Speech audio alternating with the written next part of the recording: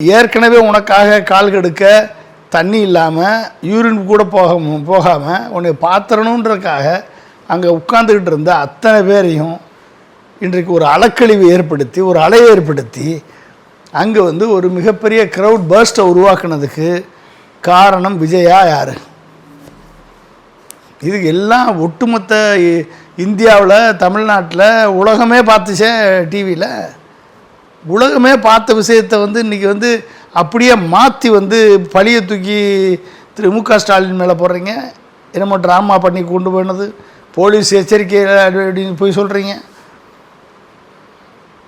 போலீஸை இப்படி நடந்தால் அப்படி நடக்கணும், அப்படி நடந்தால் இப்படி நடக்கணும்னு சொல்லி யாரோ திரு மு க ஸ்டாலின் மேலேருந்து வழிகாட்டினது மாதிரி செய்ததெல்லாம் செஞ்சுட்டு லைட் ஆஃப் பண்ணிவிட்டு பஸ்ஸை கொண்டாந்து நடுவில் நிறுத்திட்டு லைட் ஆஃப் பண்ணிட்டு உள்ளே ஓடினது யார்? ஏன் ஓடினீங்க? உள்ளே எப்படி ஷூட்டிங் எடுக்கணும்னு சொல்லி கொடுக்க போனீங்களா?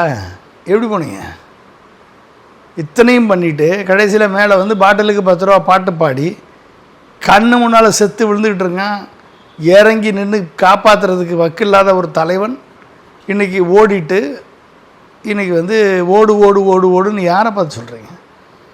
நார்மலாக இந்த பிஜேபி காரர்கள் தான் செய்த தவறுகளை அடுத்தவர்கள் மேல் பழி போடுவார்கள். இதுக்கு மோடி மிகப்பெரிய உதாரணம்.